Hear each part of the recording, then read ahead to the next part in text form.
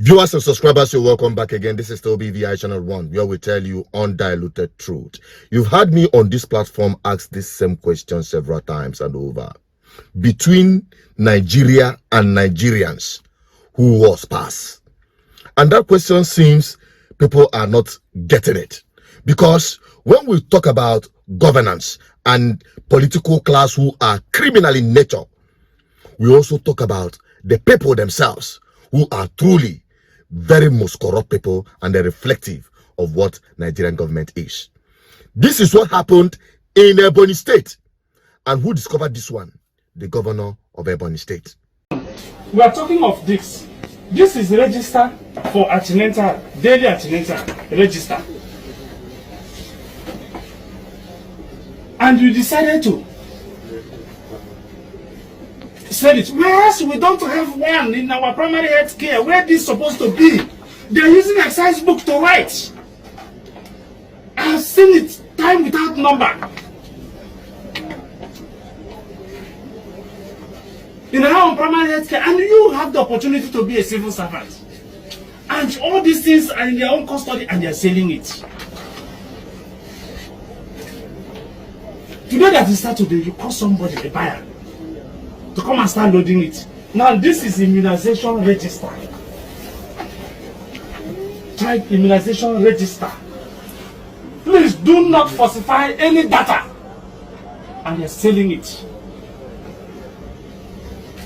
The other one is non-polio vaccine cards. And they have loaded 2 vehicles.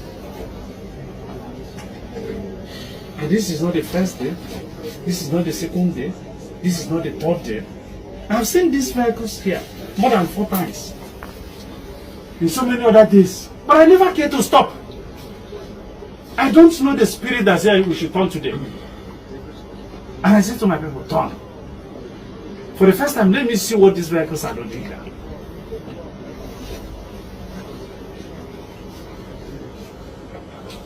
Even me, for not being in office for almost 2 years, I've sucked in more than 6 billion naira in buying equipment for the primary health care and the general hospitals.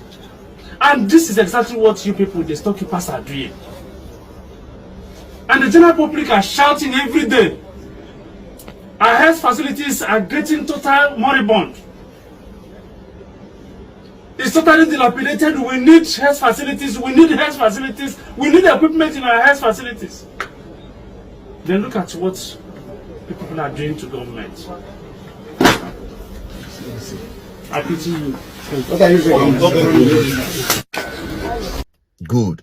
Do you understand exactly what happened there? Because I had to dig in after watching that video to understand why those men were kneeling down and begging the governor. They were catering away medical materials that was produced and procured by the government for primary health care service delivery in Ebonyi State. They were catering it out and selling it. You can imagine. Sabotaging any little effort the government is doing to deliver healthcare service delivery. And tomorrow, we'll be blaming government of bad governance. We'll be blaming politicians of bad governance. We'll be blaming people in authority for some of the lapses of failed healthcare service delivery. Whereas those people who are working there, who are Nigerians, very corrupt set of people, everybody in his own corner, catering away what he can lay their hands on. But you know one thing, generally, it is because the head is rotten. It is because the head is rotten. Because leadership is rotten in this country. That's why it is everybody to himself, God for all of us. That is why anywhere you find yourself, do as you like. Because there is no consequence of doing wrong in Nigeria. Your back is covered as long as you have the money at hand. Your back is covered as long as you have somebody, you have long leg and somebody in power. But these ones had become a scapegoat. They became a scapegoat because the governor decided to make a public disgrace of them. But I want to ask the governor to look inward further, beginning from himself. Because Peter B, when he said that if he is able to stop corruption from himself to his wife and his children, he will be able to stop corruption. Fighting corruption is as easy as ABC. If you, who is in charge, is not stealing, your relations and those around you are not doing the same thing, you reduce it by 70%. And I challenge anybody to go and see what we did in Anambra State, where we were able to finish and left something billion. It is easy. If you, the principal person, is not involved, you reduce it by 70%. Because you have to be taking your own for other people to indeed take their own. You know that what means? If the governor is doing the right thing, or if the system or people before him have been doing the right thing, it wouldn't gotten down to this point. That is why it is important. When we are blaming the government, we also look at the people. And when we are also dealing with the people, we also look at the institution itself that is called government. An institution embodied with impunity. Because no rule apply. The only rule that apply in this country is eat or get eaten. And that's exactly what happened here. They had been eaten, but today they are being eaten. And that is the law of the jungle. Onoliako amalevonalo.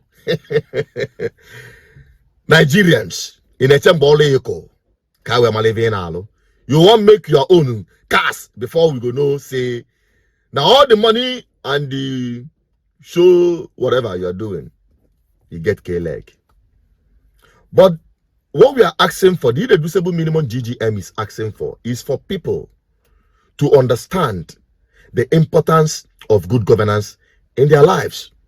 That when we pursue public interest is for the general interest of the people. Unlike people pursuing their personal interest, especially using public service platforms to do that. And that is why we must come hard on it. We must expose it. We must speak out against it. You must condemn it. You must not be part of it. You must not take proceeds of things that have endangered, that have sabotaged good governance in any way. So when we preach good governance, we start looking ourselves in the mirror. What's your take on it? Will you help me share this video? Does it reflect your opinion? Will you help me expose this one once more? Because it is not only politicians that are the problem in Nigeria.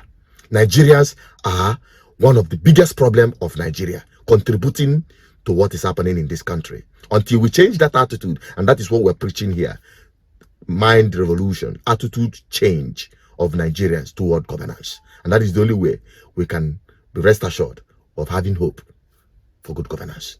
Help me share this video. I still remain Asuchined Peters, the advocate of good governance and the voice of the people. Bye-bye for now.